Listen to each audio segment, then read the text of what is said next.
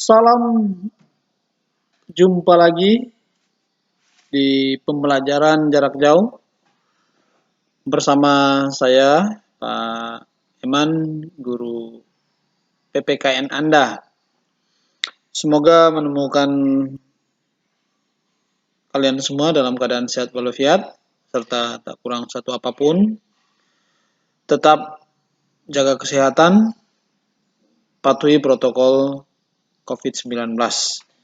Karena tren di Kabupaten Sintang saat ini sedang mengalami kenaikan kasus terkonfirmasi. Jadi semuanya tetap stay di rumah masing-masing, tetap melaksanakan kegiatan pembelajaran jarak jauh. Baik, peserta didik yang saya banggakan, kali ini kita memasuki materi di akhir materi kita di semester genap tahun pelajaran 2020-2021. Nah, pada sebelumnya kita mempelajari tentang wawasan Nusantara dalam konteks Negara Kesatuan Republik Indonesia.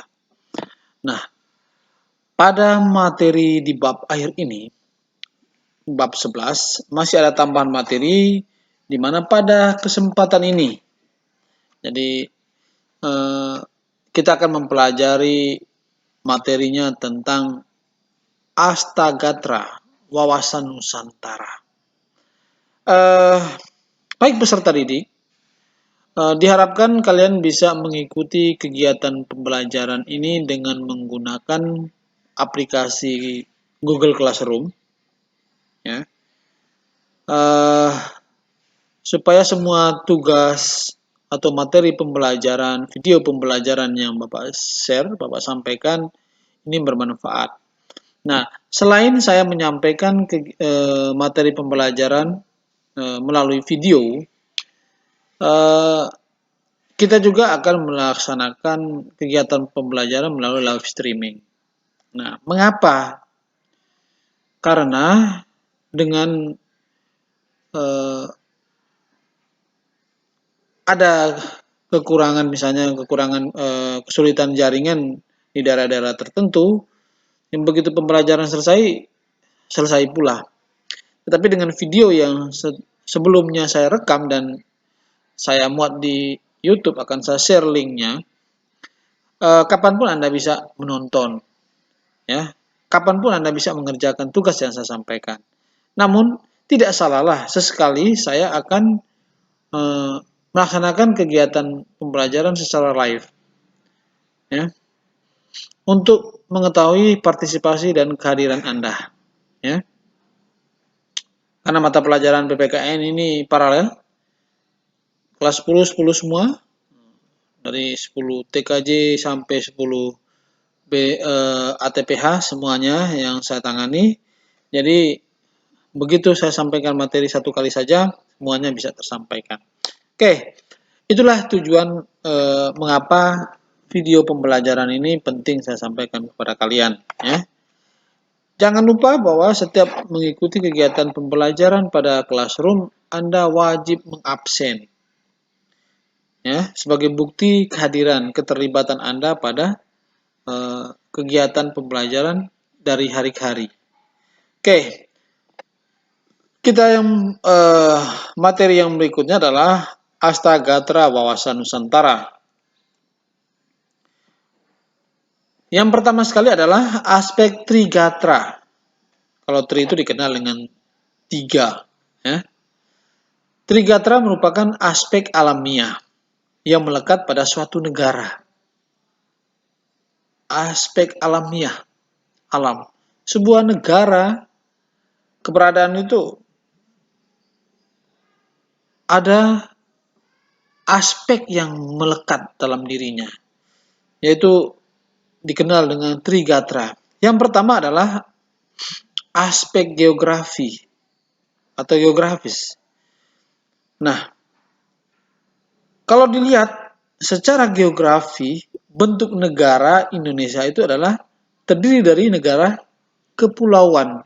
dan banyak provinsi. Ada 34 provinsi. Nah, Indonesia jelas sekali bahwa terdiri dari negara kepulauan. Terdiri dari 5 pulau besar, 17.503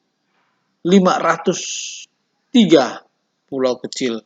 Sehingga kalau dijumlahkan itu Indonesia itu terdiri dari 17.508 pulau yang ada di Indonesia. Nah, inilah yang menjadi faktor geografis menjadi aspek bahwa cara pandang, perbedaan budaya, perbedaan suku, perbedaan agama itu sangat mencolok di Indonesia. Watak, kepribadian, sesungguhnya dibentuk oleh alam. Orang yang tinggal di pesisir pantai dengan di pegunungan tentu wataknya berbeda. Kadang watak dipengaruhi oleh kebiasaan, pekerjaan, kondisi alam, ataupun suku. Suku juga yang sangat menentukan watak seseorang. Misalnya Indonesia bagian timur itu lebih terkenal dengan wataknya yang sedikit keras, agak keras daripada Indonesia bagian barat. Nah, itulah yang membedakan. Ya, itu aspek geografi. Yang kedua adalah aspek kependudukan. Aspek kependudukan ini, penduduk adalah manusia yang mendiami suatu wilayah negara di Indonesia atau penduduk Indonesia. Manusia adalah faktor penentu apa yang dilakukan dan yang tidak dilakukan oleh suatu negara. Atau manusia tinggal di suatu negara akan menentukan apa yang dilakukan untuk meningkatkan ketahanan nasional. Ya. Jadi faktor kependudukan ini yang menentukan perbedaan tadi, budaya, adat istiadat, tingkat pendidikan, itu yang membuat penduduk Indonesia itu bervariatif. Ya, ya harapannya Indonesia ini adalah sumber daya manusianya yang handal sehingga mampu menunjang proses pembangunan di Indonesia. Ya, dari rakyat atau penduduk itu sendiri. Penduduk yang mendiami suatu wilayah dengan mental santai, mental narkoba, atau generasi-generasi yang generasi milenial sekarang tuh bukan pekerja keras. Oke. Yang berikutnya adalah aspek kekayaan alam. Merupakan segala sumber dan potensi alam yang terdapat di permukaan bumi, ruang angkasa, atmosfer, yang di dalam bumi yang berabadi wilayah kekuasaan, yang berada di wilayah kekuasaannya. Maaf. Jadi aspek kekayaan alam merupakan segala sumber dan potensi alam yang terdapat di permukaan bumi, ruang angkasa, atmosfer di dalam bumi yang berada di wilayah kekuasaan. Inilah kekayaan alam. Jadi Indonesia tuh punya kekayaan alam tuh yang sungguh luar biasa. Baik itu di darat maupun di perairan. Boleh dikatakan Indonesia ini hampir 70%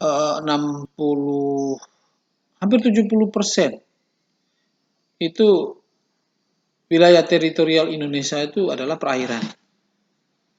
Yaitu terdiri dari lautan, ada sungai, ada danau, ada telaga, rawa itu kategori perairan. Dan 30% itu dikuasai oleh daratan. Jadi tempat yang kita pijak sekarang ini, daratan ini sebenarnya kalau secara teritorial di Indonesia itu lebih luas lautan, daratan lebih berkurang. Tetapi ya itulah manusia pada umumnya tinggal di daratan. Tetapi sesungguhnya kekayaan alam itu sungguh luar biasa, baik itu di darat maupun di perairan. Misalnya di perairan pasti ikan, terumbu karang, rumput laut, udang, lobster, dan masih banyak lagi kekayaan alam yang ada di dalam sana. Itu makhluk hidup, belum barang tambang, bahan tambang, gas bumi, batu bara, uranium, itu ada, baik itu di daratan maupun di perairan, semuanya serba ada. Sekarang menjadi pertanyaan, siapkah sumber daya manusia Indonesia untuk mengolah kekayaan alam ini dan untuk digunakan kesejahteraan rakyat Indonesia itu sendiri? Tapi Indonesia tidak mampu. Segala sesuatunya dilakukan oleh investor negara asing. Setelah diambil, baru diolah ke luar negeri. Nanti dijual kembali ke Indonesia. Nah, inilah yang menjadi problematika. Contoh Indonesia menghasilkan salah satunya ya, karet. Karet ya kita ekspor ke luar negeri. Di luar negeri sana buat segala bahan-bahan yang berasal dari karet. Salah satu contohnya ban mobil dari pabrik Goodyear Amerika Serikat. Jual ke Indonesia mahal. Nah, coba tapi sekarang Indonesia bisa mengubah, bisa mengolah sumber daya alamnya ini, mengelola sendiri dan dipergunakan sehingga mendapat keuntungan yang sebesar-besarnya. Nah, itu dia. Sama juga dengan kita punya pisang. Tapi pisang itu kita tidak bisa mengolah menjadi pisang goreng. Tapi kita jual ke orang pisangnya. Setelah di sana pisangnya diolah menjadi pisang goreng yang lezat enak. Dijual kembali ke kita dengan harga yang mahal. Yang tadinya kita jual 1 kilo 4.000. Setelah mereka jual kembali ke kita, jangankan 1 kilo, 1 bijinya udah 5.000. Kan? Itu sama seperti itulah sumber daya manusia, sumber daya alam lainnya yang dikelola oleh negara, milik Indonesia yang diekspor ke luar negeri dan dikelola di luar negeri dan kembali dijual di Indonesia. Masih banyak sumber daya alam Indonesia yang lainnya. Itu salah satu contoh. Ya. Yang berikutnya adalah prinsip pemanfaatan sumber daya alam harus sesuai dengan prinsip atau asas.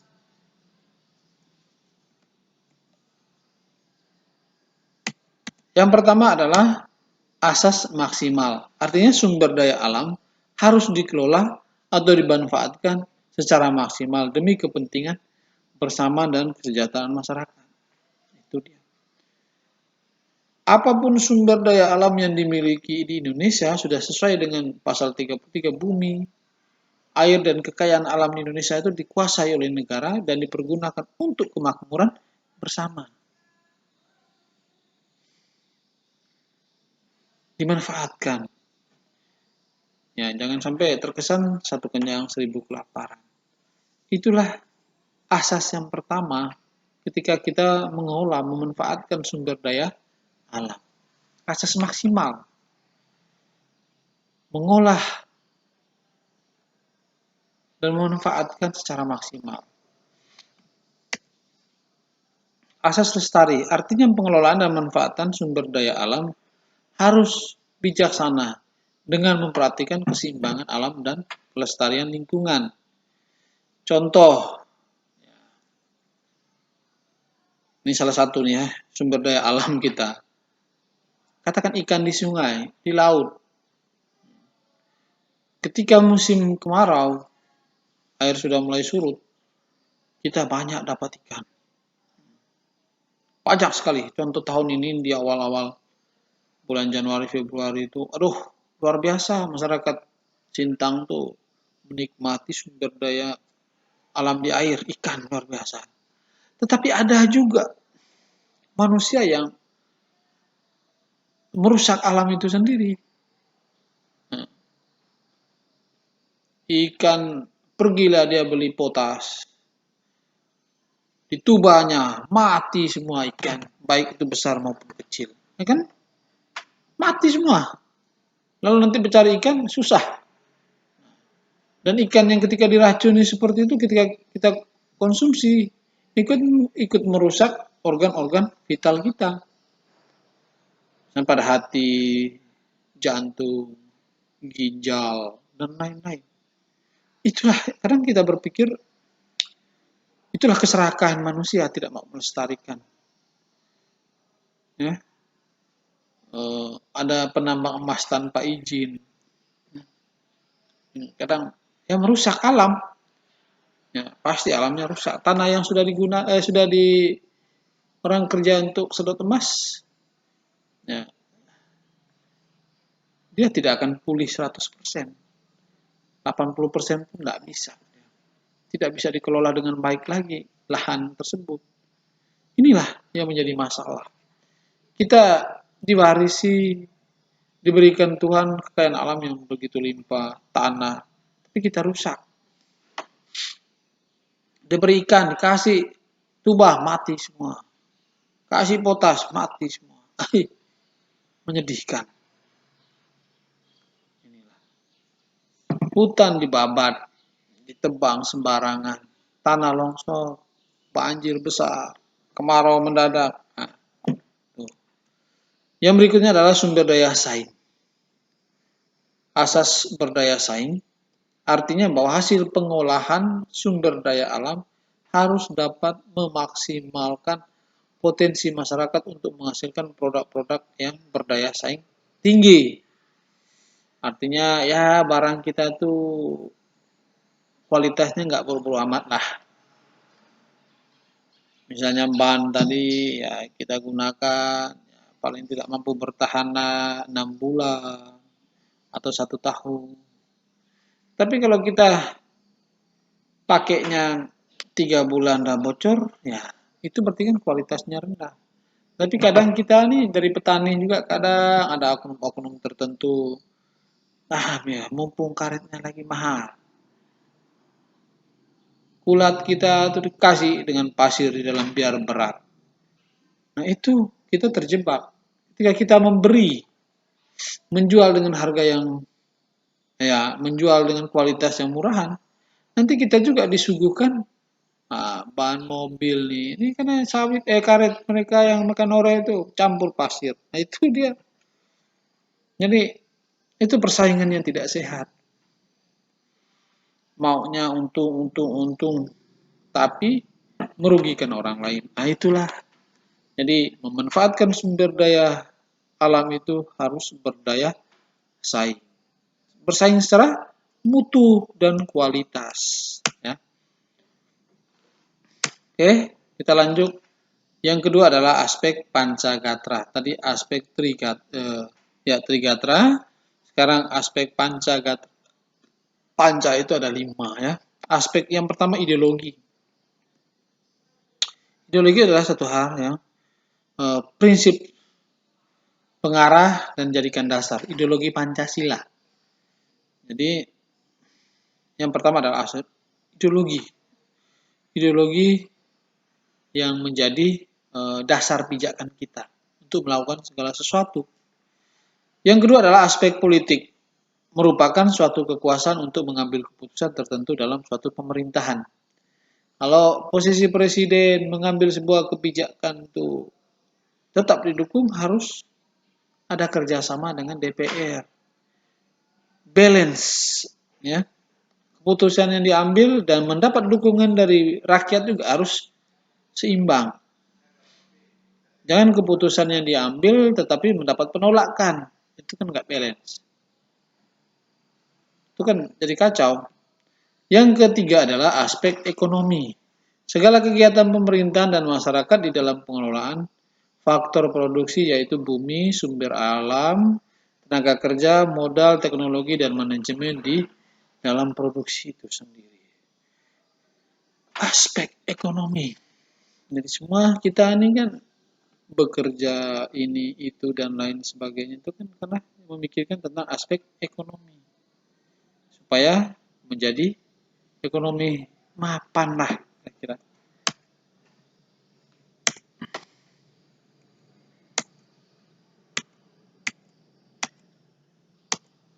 Ya.